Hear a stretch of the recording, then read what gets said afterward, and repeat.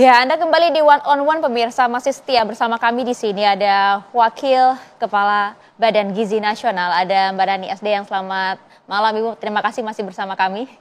Pertanyaan saya tadi Bu, karena banyak yang kemudian beredar kabar begitu ya. Anda pun juga kemudian sampaikan tadi, tidak ada yang menginginkan hal ini terjadi, keracunan dengan jumlah yang cukup banyak, ribuan, bahkan saat ini lebih dari 5.000. Apakah kemudian Anda menemukan di lapangan bahwa ada nampaknya pihak-pihak yang sengaja menginginkan hal ini Bu? Saya jawabnya susah jadi. Saya jawabnya susah.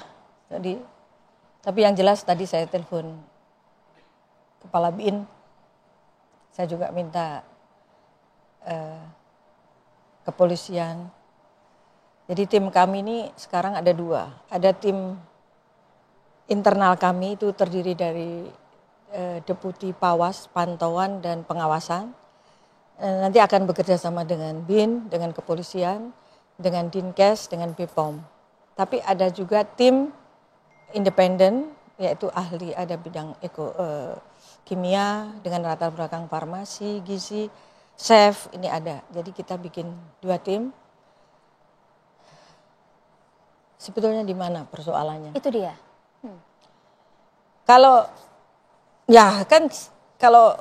situasi saya mau ngomong apapun nanti dikira ya defend, tapi kita kan memang juga salah, prosedurnya SOP-nya kan juga salah.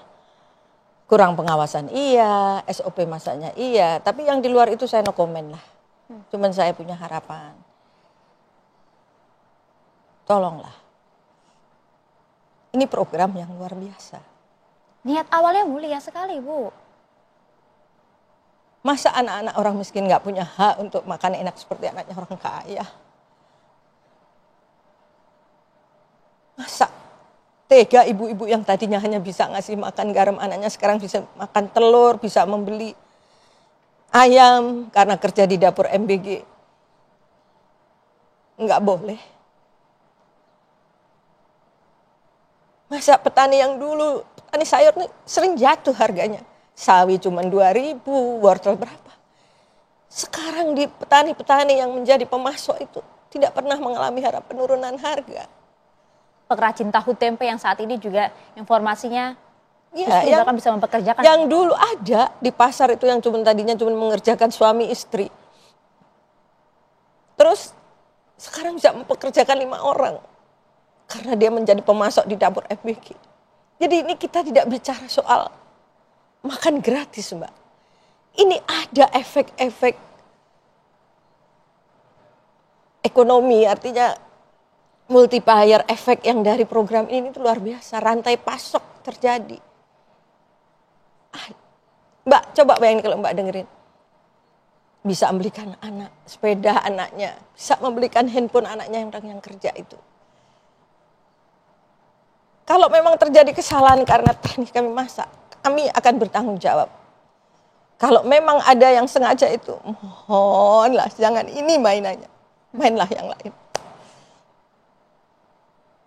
Biar kami memberikan kesempatan yang nggak punya, ini punya kesempatan untuk punya kehidupan yang baik gitu. Nah Mbak ya. Ntar dulu, boleh punya tisu nggak? Boleh.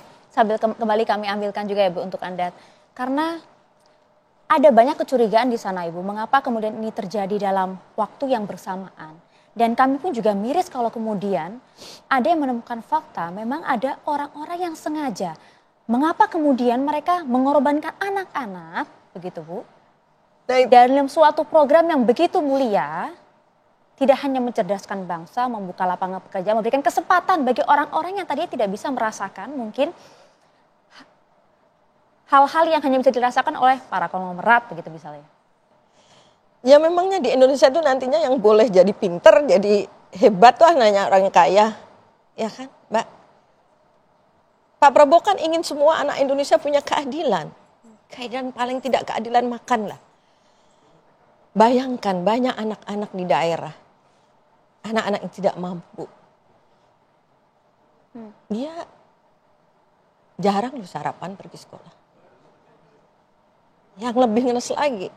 Makanya kadang-kadang terjadi makanan baru dimakan lebih pada siang hari karena makannya dibawa pulang. Itu banyak Bu. Saking pengen dibagi sama adiknya. dibagi sama ibunya, dibagi sama kakaknya, di rumah nggak ada gitu loh. Janganlah yang silakan lah mau ngapain, mau ngantem Prabowo, mau apa cara lain lah, jangan ini gitu. Ya sudah. Alasan ini yang kemudian membuat Anda selalu emosional kalau membahas mengenai nasib anak-anak yang kemudian harus jadi korban. Karena saya ini hidup saya, parfum saya ini orang miskin. Sejak tahun 2012 saya mengurus yayasannya Pak Prabowo dan pekerjaan saya keluar masuk dan bergaul dengan orang-orang miskin.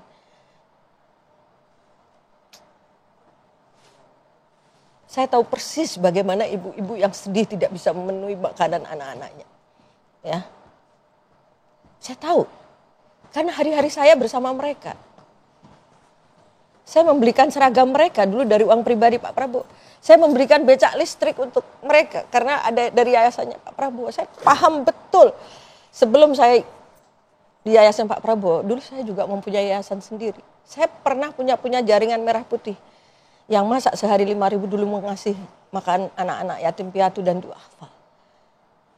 Dan alhamdulillah kira-kira 12 tahun saya di situ tidak pernah ada case apa-apa gitu. Dari dapur saya dulu ada 5.000, kami setiap hari mengasihkan. Ada teman kita di TV One yang pernah tahu apa yang saya lakukan. Ya. Nah, maksudnya jadi tolonglah kalau memang ada, mudah-mudahan tidak ada. Apapun dengan tujuan untuk menjatuhkan Pak Prabowo, cari cara lain lah. Jangan ini. Jangan mainannya, jangan ini. Jangan, Ibu. Jangan ini. Jangan mainannya, jangan ini. Carilah yang lain, apalah gitu. Jangan, kasihan.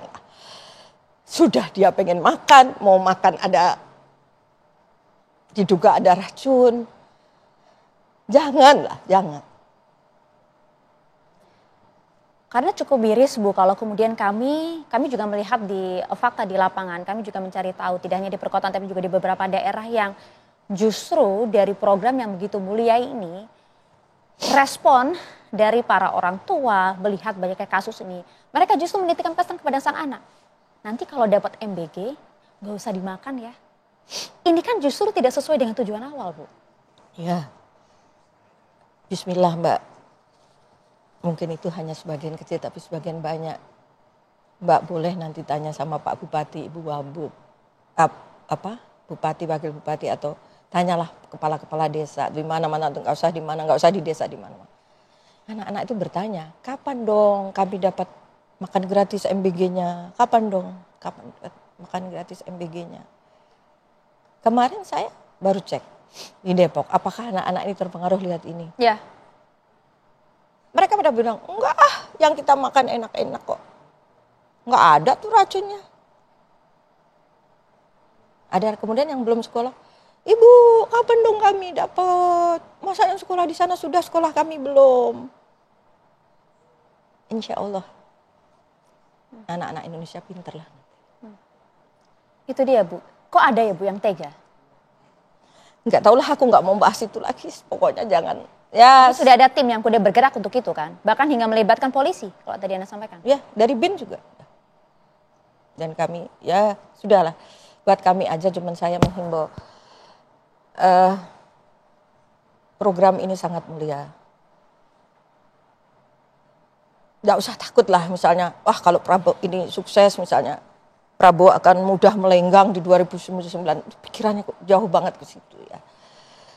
Pak Prabowo ini merancang ini tuh jauh sebelum beliau, kita ngobrol duduk di tahun dari 2012 atau 2011 yang lalu.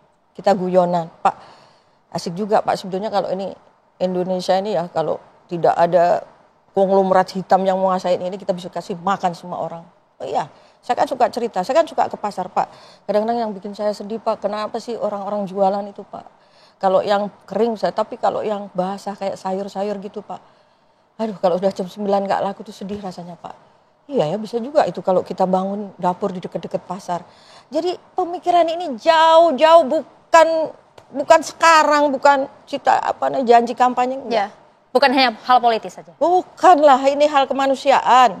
Dan kemudian memikirkan rantai pasok tadi, yang sayur supaya tadi yang di pasar laku, kemudian ada buka lapangan kerja yang lebih mudah kan kalau menjadi packing, bagian nyuci ompreng itu kan nggak perlu keahlian yang tinggi-tinggi. Artinya yang selama ini mereka nggak bisa tembus dengan bekerja, dia bisa tembus bekerja dengan di dapur ini gitu loh, Mbak. Coba ibu-ibu yang sekarang nggak ngapa-ngapain di rumah, karena mau kerja apa, orang pendidikannya mungkin tidak setinggi yang sarjana atau apa, kan bisa kerja di sini dan lumayan tiap Jumat gajian, Mbak. Gajiannya tuh tiap minggu. Kenapa kita diberikan tiap minggu? Ya kalau ini kan mereka kan bukan orang yang punya tabungan banyak kan gitu. Nah, Mbak kalau lihat gitu, Mbak, yang mendaftar nih ya. Ini ada dapur buka itu. Padahal yang diterima 50. Yang daftar bisa 1.000 tuh, 2.000 antri. Artinya banyak yang berharap bertumbuh hidup di situ. Sangat. Apapun bahkan. Ini kan ini ya. Ini baru saya bilang. Berbuka. Ini yang kerja 50. Tadi belum lagi yang tukang tempe nambah ini, tukang ini. Ada lagi. Di sekitar dapur itu akan tumbuh warung-warung. Ada warung bubur, ada warung, ya warung-warung, karena kan yang si pekerja ini kan ada beberapa shift. Kan mulai dari yang jam 4 itu ada tukang potong sayur. Nanti begitu malam jam 10-11 itu mulai masuk yang bagian dapur untuk prepare yang mau masak nanti jam 1:30 atau jam 2 gitu kan malam. Nanti masuk jam 3, jam 4 pagi itu bagian packingnya. Nanti sore jam 3 ada lagi kelompok masuk lagi yang bagian cuci ompreng. Ya. Rantai ekonomi ini yang kemudian tidak dipikirkan oleh banyak orang. Semua orang selama ini hanya mikirnya makan gizi gratis kayak soalnya. Tapi rantai ekonomi yang multiplier efek dari efek ini, katanya kalau yang sekolah ekonomi ini kira-kira saya belajar dari yang para profesor ekonomi kan multiplier efek ini 4-5 kali kalau nggak salah ya. Kalau salah jangan dibully karena saya juga bukan sarjana ekonomi. Tapi saya memang melihat betul. Saya kasih contoh. Ada petani kangkung. Tadinya untuk dia petani kangkung menjual 100 ikat dengan harga 200 perak saja sampai sore hari belum laku, belum semua, kadang-kadang layu. Mbak bayangin apa nggak habis besok kalau nggak laku. Tetapi begitu ada dapur MBG ini, jangankan 100 ikat. Dia harus pasok bisa sampai 350 kilo. Dia bisa bawa teman-temannya kalau di Tapos itu sekecamatan Tapos itu. Dibawa semua teman-temannya, dia bisa ngajak teman-temannya petani lain untuk menjadi pemasok kangkung misalnya. Angin segar bagi para petani. Iya, coba orang yang tadinya pendapatannya berapa dan malah kadang-kadang dia harus nombok karena sayurnya nggak laku, sekarang punya pemasukan besar. Tapi begini Bu, mengapa ya Bu, masih saja ada kemudian dapur-dapur MBG, SPPG yang justru menggunakan ini sebagai celah untuk kemudian mengambil keuntungan sendiri. Banyak yang kemudian mereka melanggar SOP, bahkan kemudian tidak memiliki sertifikat, bahkan justru juga menganggap kualitas dari makanan yang kemudian akan diterima oleh anak-anak ini dianggap sepele. Sehingga dampaknya kita lihat dengan beberapa banyak yang kemudian anak-anak yang harus kemudian dirawat di rumah sakit. Sesaat lagi Bu, kami akan bahas untuk Anda.